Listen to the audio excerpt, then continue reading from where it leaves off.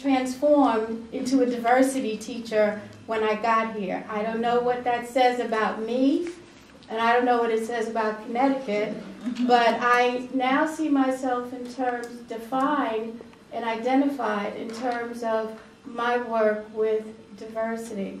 So when I was asked by my friend to talk about literacy, I had to look at it from those three frames of reference.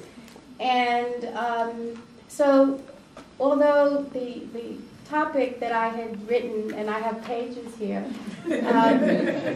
for 10 minutes, is Language, Literacy, and Power, the subtitle is Why Teachers Should Provide Structured Instruction in Code Switching. Okay, and so the essence of what I want to talk about is code switching, but I want to talk about it in the context of power and dominance and privilege and all the things that I talk about in my classes. I want to go back to Africa a minute. And I did my dissertation on Zora Neale Hurston, so I did a little bit of work in the area of African history. And when African slaves were brought to this part of the world, everything was taken from them. Everything. Their artifacts, their religion, their beliefs, they tried to stamp those out, and in general, basically the culture. So they arrived here with nothing. They had to replicate their culture here in this country, or on this continent. And interestingly enough, despite the fact that everything was taken from them, they kept it all in their skin, in their cultural memories, and there was this attempt to sort of extinguish the culture from them, but they managed to maintain that. I am seeing a parallel between trying to extinguish the culture of Africans to enslave them, to what we do in schools when we try to extinguish or cover up the culture of the children whom we teach. And I see not only a parallel between that in a more general sense, which I could talk about all day, but I don't have that time. But I wanted to talk about that in terms of standard English and the language that the children bring with them to the schools. I see standard English as evident of a Eurocentric power structure, and I see it as something that is really designed to diminish and demean and to undo the cultural pieces that kids bring with them to school. One of the things that, and I did some reading, I always come with my books, one of the things that's very clear is that if we talk about English as standard English, and that's what we're striving to have our students achieve, which, believe me, as an English major, I'm all for that. But if we look at language in terms of a hierarchy, that your language is better than mine, it means that you're really saying to kids that what they bring from their homes, there's something wrong with it. That you speak, quote, broken English. Well, if I tell a child that he or she speaks broken English, I am actually saying there's something wrong with you. There's something wrong with the people who taught you. There's something wrong with the communities from which you come that use this kind of language. And the fact really is that the associations that the Linguistic Association, the American Linguistic Association, and all of the linguists that I have been able to pull together to talk to you today, there is no hierarchy of language.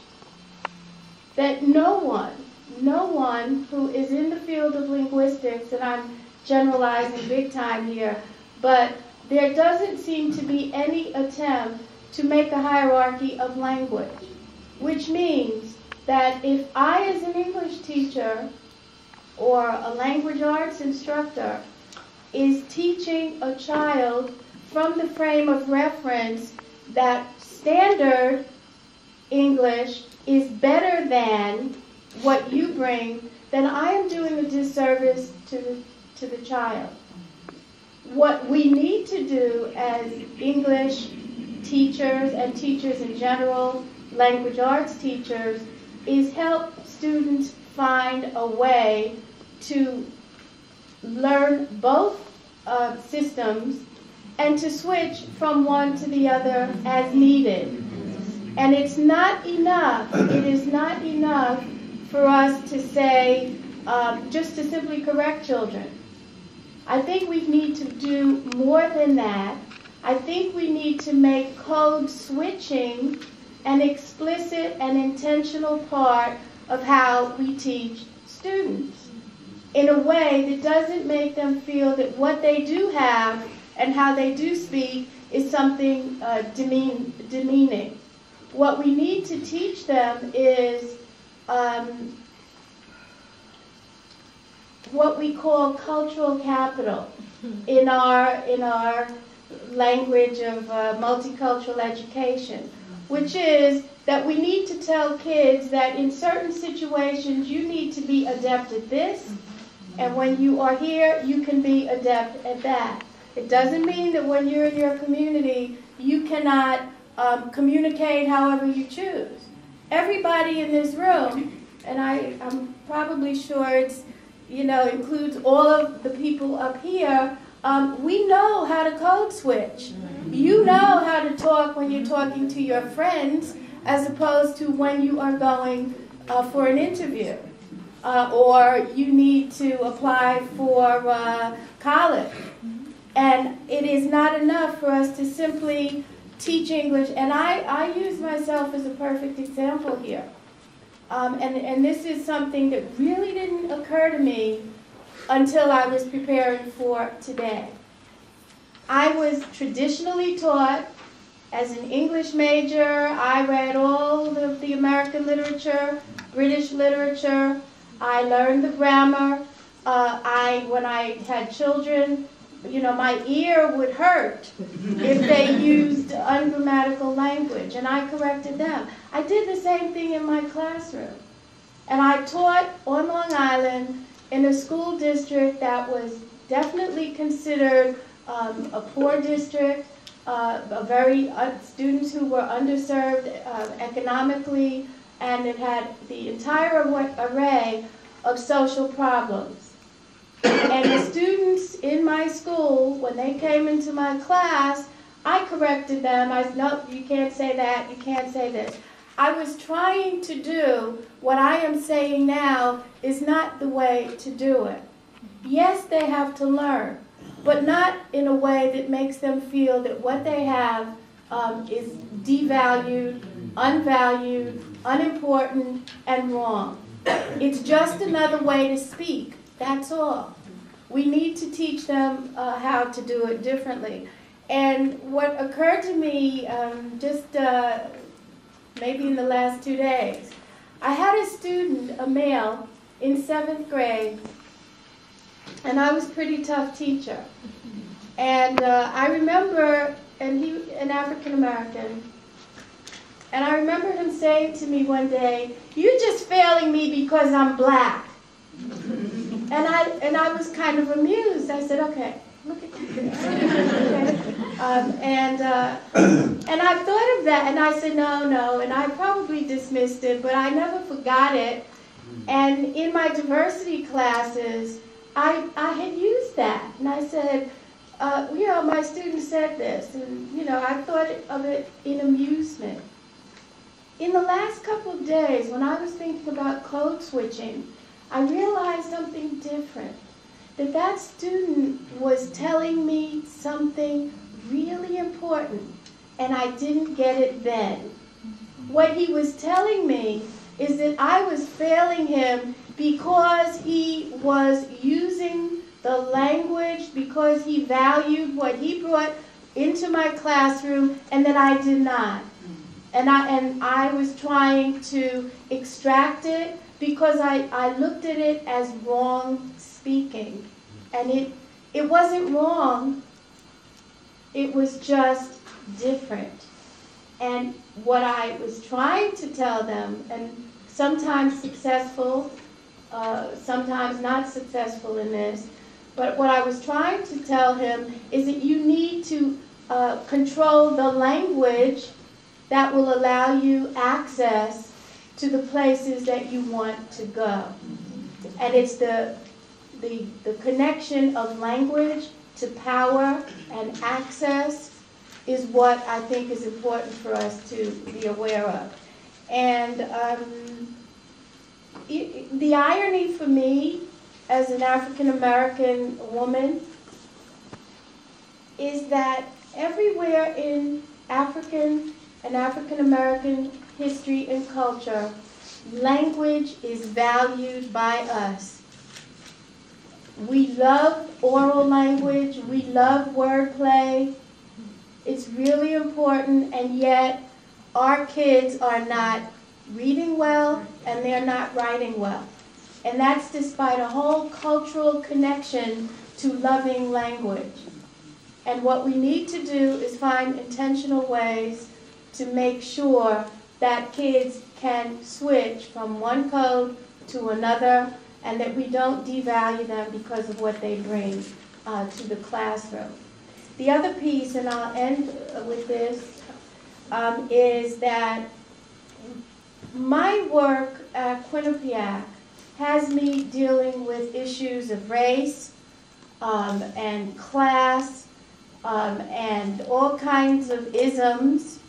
I do not, by any means, underestimate the importance of having open, honest, straightforward discussions about diversity, about the cultural dissonances between teachers who are white and teachers who are not, between teachers who are of one class and teachers who are in another. I think class issues are really important to bring to the table, even when we're talking about language and literacy. Because when teachers come to the table and they have a classist response to the students they teach, it's much easier, I think, to demean the language that they use. So I think what I would argue and hope is that schools find ways to talk about diversity, about attitudes towards difference, attitudes towards language difference, and every other kind of difference. But I think these conversations are not happening to the degree that they should. I think too often, we do diversity training once a year, and we've done for the year.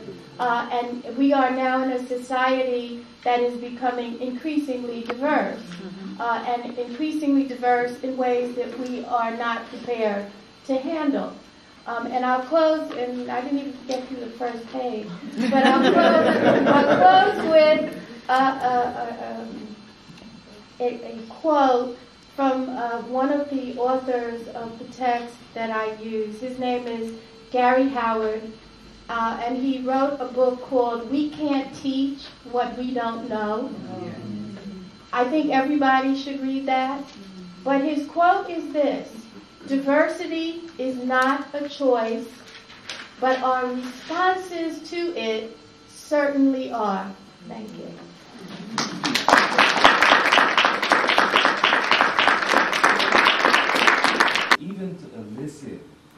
positive response in schools that will allow them to receive what they need to be successful and to make the kinds of attachments and so on that they need to be successful. And so you end up, as I look at, and I look at who's in the medical school, where I spend some of my time. 90% of the African American students in medical school are African or West Indian. I have nothing against those students. What I'm concerned about is the fact that only 10% are native-born African Americans, which means that we're losing that group of bright young people because something is not happening in the schools that would enable them to participate at the most privileged levels of the society. And what was the Supreme Court decision about? It was about helping them have the opportunities in the mainstream of the society. And we haven't done that. And we don't even want to talk about it. You talk about sensitivity to talk. We don't want to talk about that. I can see whenever I bring it up in certain places, people get nervous. I don't want to talk about it. I think, I mean, there are obvious ways that we can say we've made strides. But at this point in my career, sometimes I'm very, very disheartened because I think several people said it today. There is no will to change. Yes. I think so often with the achievement gap, we like to mystify it. I mean, it is very complex. But I think with the achievement gap, first of all, I think we do simplify it too much. But I really don't think the solutions aren't mysterious. I think that's what really bothers me. We try to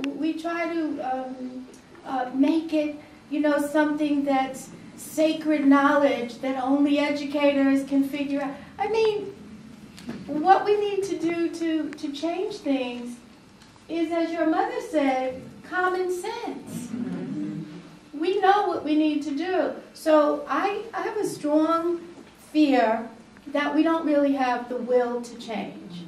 That one of the books that I use quotes Horace Mann, who says that education is the great equalizer, or school, or education or school is the great equalizer. The point is that it is not.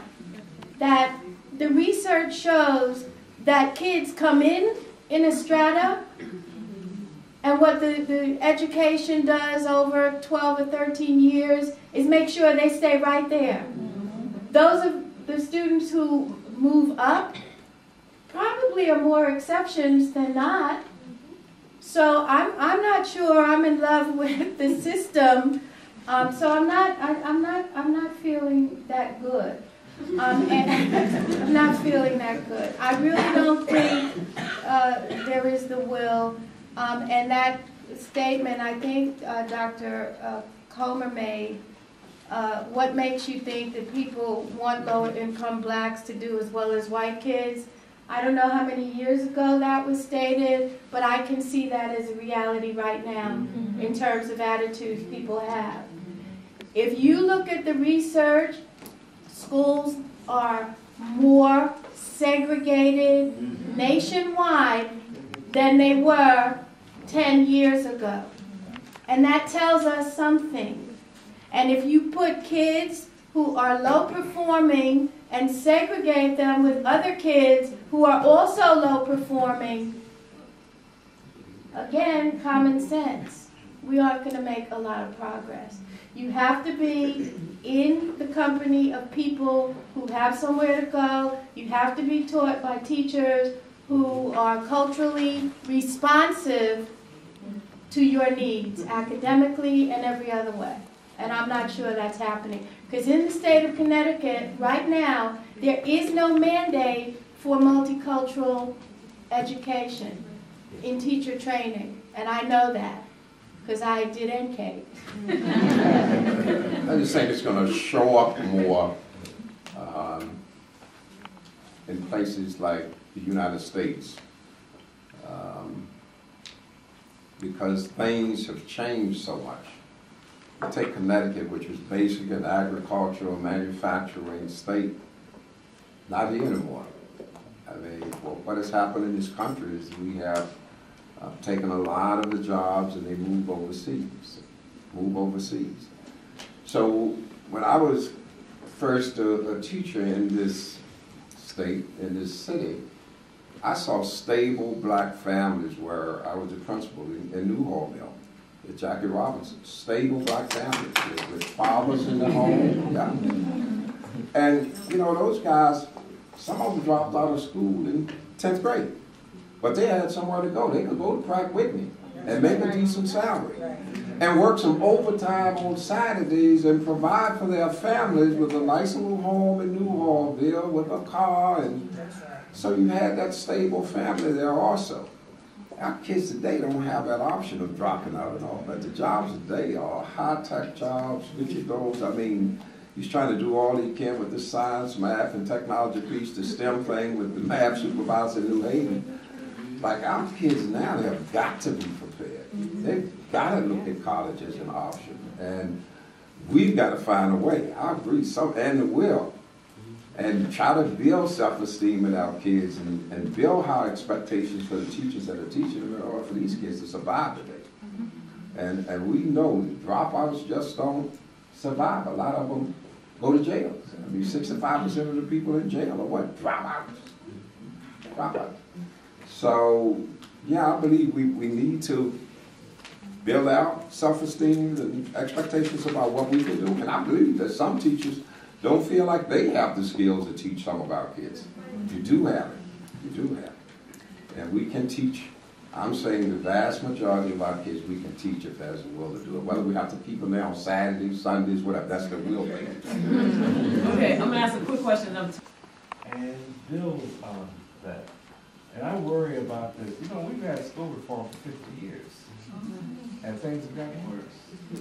Because we're not paying attention. As soon as, I'm not sure anybody reads that stuff. We work, write reports, and so on. I'm not sure anybody reads it. We start new projects, rather than build on what we know makes a difference. And that's got to be done. We got to start saying it's got to be done. The classroom session, morning session, that deals with exactly what you're talking about. And the kids tell you how that morning session where they can get the stuff off their chest and they can listen to other children who can talk to them about, they have the same, they can be supportive in that situation, and how that was helpful to them. It's helpful to the other kids, it's helpful to the school, and that then allows the children to achieve academically and do well overall. That's what has to happen, and that's what I meant by training, and the changes that have to occur in training, both in pre-service and in service, so that we start paying attention to the developing child. You know, we ask children, those little children, to carry too much. And we don't provide the kind of help that you're talking about, and that needs to happen. Yes. But there is, I must tell you, there is enormous resistance to that. I got a call in on a radio show yesterday where somebody says, we got to get back to the 3 R's. You know, you can't get to the 3 R's until you get to the feelings and the hopes and the dreams and the loss of hopes and dreams that so many of our kids have. But it's hard to do. But we got to keep working. Do we have another question? But can certainly help with input and that kind of thing. It's not easy. It's difficult. You got to keep making people feel, you know, that schools welcome them, respect them. I do believe somehow that some parents feel embarrassed going to a school. I mean, we don't have the right language, we don't have the right this. I can see that, and people have to you know, really work hard to make people feel welcomed in the school. People have a lot on their minds today. The population that we deal with, I mean, a large percentage of it, people are struggling financially. And it is not the first thing on their minds right now. It's how am I going to make it to the next day? And I'm tired of the school calling me about my child. And so they try to avoid it. They try to avoid school as much as they possibly can. But we've got to continue working at that. I mean, you know, people say you try to feed them, you do this, and that's one of the things that we're asking this citywide PTA to do. Get on the phone, call parents from a parent perspective, not from us calling and trying to get you to school, you know. So you just keep working at that. Keep working at it. I would add, again, from my vantage point of a diversity teacher, that being culturally relevant as an educator doesn't just mean transforming the curricular materials that you use. It also means understanding parental interactions differently. And sometimes if you come from, let's say you come from a middle class background, you may have a set of parenting strategies or have been brought up according to certain parenting strategies that are not the same as those parenting strategies that your students' parents exercise. So there may be a disconnect between what you think is sort of good parenting versus not. Some of the attitudes that you may either explicitly or implicitly have about parenting may be picked up by the parents. And that may be one of the reasons that they don't want to come. I also believe very strongly, because I frequently get asked, why aren't there more teachers of color going into education? And I don't know the answer, and I really haven't done a lot of work on the research. But my gut feeling is this, that if schools were hostile environments for students, when they grow up and get out, why would they want to come back in a professional capacity? Well, the same may be true of parents. If schools were hostile environments for them, they leave the school, they have children, they have long memories. It wasn't good being there. And so some of the attitudes, I believe, that are residual attitudes from what their experience was when they were in schools may be part of the reason that they don't want to come back. Because they may see an antagonistic relationship between community and school, between parents and school, and until that wall gets dissolved, I think that is a factor. I'm sure it's not the only one, because when parents have multiple jobs, clearly, as Dr. Mayo said, survival may be higher on the list of priorities than getting to a teacher meeting. And they presume that those of us in the schools are professionals and we know what we're doing. We don't always. And they know that. They like to believe it, but sometimes we don't. Things that came up in my preparing for this is, I think there is an assumption that if students speak a vernacular, quote, dialect, and that's a whole power word too, but if they speak a vernacular language, that there are not the same internal forms and rules and structures that standard English has.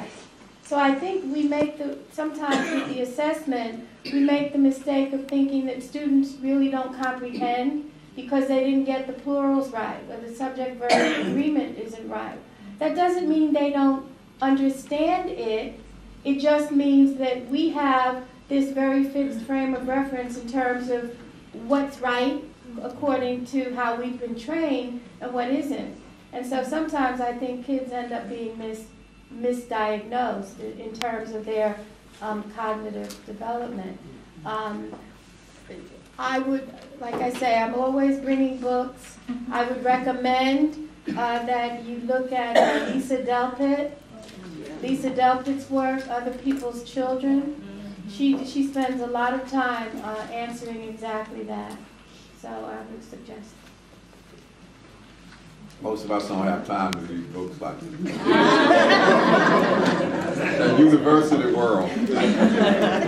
But that young woman in the back is my former student, and she read these books. All right.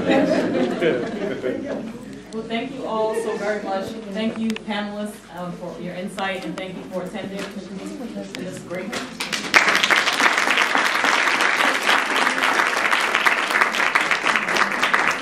I'd just like to say, on behalf, hopefully, of this group, thanks to Phi Delta Capital and the leadership of Elmer Turner for having this. I mean, we need more of these kinds of forums. Not that we have all the answers, but at least you can pick up 1 or 2 points from someone that you can take back to your world of work or working with kids and that kind of thing.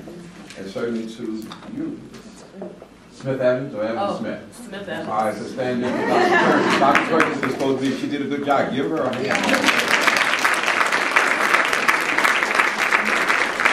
In the schedule in terms of time, we're going to transition now to the workshops.